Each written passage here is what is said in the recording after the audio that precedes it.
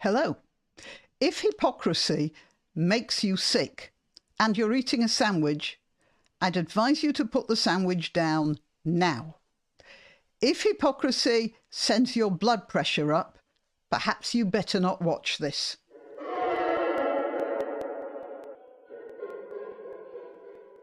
All right, tangentially, this has to do with the Laurence Fox business. While I was doing some research into the GB News meltdown that's going on right now, I came across some tweets to do with hypocrisy from the mainstream media. And in case you haven't come across them, I thought you might be interested. So here we are.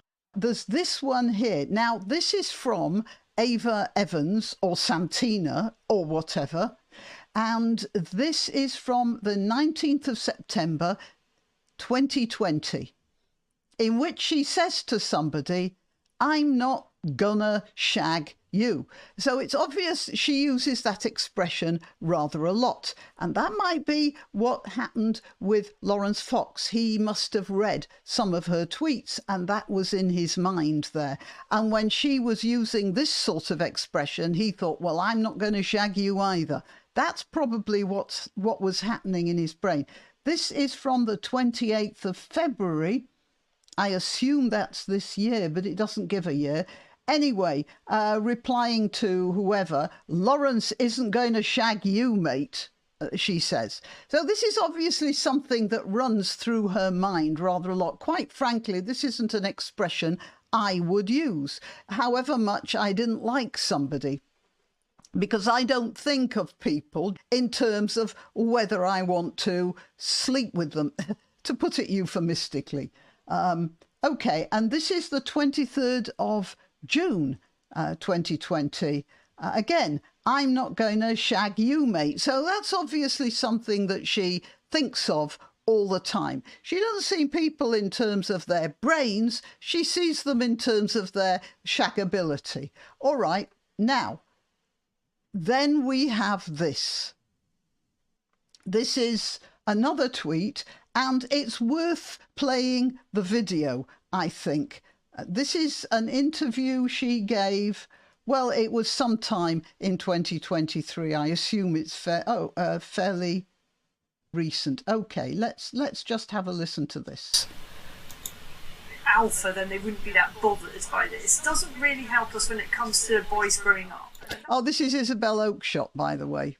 Right, let's carry on. It's one of my worries that for teenage boys now, they are so terrified of the consequences of putting a foot out of line. It's hard enough being a young teenager, working out how things are, working out how to do dating and all of that, without the terror that if you touch in the wrong place at the wrong time, you may find that your whole life is destroyed. See, I like that far terror. Too much. Well, I like that. I like that. That's what this is. This is the one that Laurence Fox said he wouldn't want to shag. And the woman who's put out on many a tweet, apparently, that she has preferences about shagging as well. What a dreadful expression. All right, let's see. So she says she likes that. Let's listen to what else she says. Well, I like that. As a mother of a teenage boy, I don't like that. I think that men should be frightened. No, men should be polite. You see, here, this is a person who has conflated fear with politeness, because obviously the only way she thinks of being polite is not consideration for the other, but just fear that you're going to get caught. That's her attitude. I do. That is I think that men should be frightened. I think to you touch feel women in a way differently that if you they're were, not if comfortable you were. with. But we're talking about Yeah, but we're not talking teenagers. about. We're not talking about. We're talking Yeah, but about it's an young interesting children. thing. Are all terrified. I know that from talking to my son. He's just like, I'm just not going there. Is that healthy? Yes, I think it is actually. It's not healthy. It's not healthy to be frightened all the time. Have a physical relationship than to have one that could ruin a woman's life. But then, Just a minute. And what about ruining the man's life? Now, the time, what could ruin a woman's life? The fact that she got touched inappropriately, or the fact that she got raped? I'm going to beat that out. Yeah, getting raped would ruin a woman's life, for sure. Being raped would ruin a man's life as well, and that happens too, although the law doesn't seem to notice that too often. It only ruins your life if you're told that having some guy shove his hand on your breast is going to ruin your life. Then it will ruin your life. Otherwise, it's learn some ways to deflect that hand, or don't put yourself in a position where you need to deflect it. They ever start? Well, don't. If you're not 100% sure, don't. How can you ever be 100% sure in any human relationship? Ever? Of neutered boys who never had. We actually do have that. Gen Z is having far less sexual relationships than any they are. It's true. And young people have stopped having sex. I agree with the first part of your sentence, actually. If you're not willing to have a sexual relationship with clearly defined lines, don't have one. And so I actually told my mates at university, don't sleep around with girls. 1, girls don't bring a guy home that you don't know what he's capable of. 2, guys, don't bring a girl home if you think that possibly she could have a false accusation against you. Can I make another point here? Which I find, I mean, look, that sentence to me, when I was your age, right? How old are you? 23. 23. When I was your age, the idea you would even have that sort of thought process. Yeah, I wouldn't have those sort of mates that would ever cross the line, so I wouldn't have to have that conversation with any of my friends. Don't throw my mates in with a bunch of violent people. And is there a certain... What an attitude she has. Okay, so that's the attitude of Ava, and you can see we have an attitude here of somebody who thinks fear is the only way to make a social relationships or a social contract. Right, now I am going to just get back to the hypocrisy of the BBC. So let's take a break from stomach-churning hypocrisy. I shall remind you, I'm Granniopteryx. I'm on YouTube, Rumble, BitChute and Minds, and also on Twitter and Gab, where I let you know when I've uploaded new videos. All the links are in the description, including links to the sites where you can donate if you want. Thanks to very generous donations from some of you, I've been able to afford this new camera, and that's rather nice. But if you can't donate, really the best way you can help me is by clicking that like button, because when you click the like button, the video goes further and I earn a little more anyway, so you see how that helps. Okay, right. Sorry, break over. Back to the hypocrisy. Oh, just a minute. I have to explain if you were there. There was a sort of fashion started by somebody. He threw a milkshake at somebody he didn't like, and it went viral. And then people on the left, I think exclusively, started throwing milkshakes at politicians they didn't like.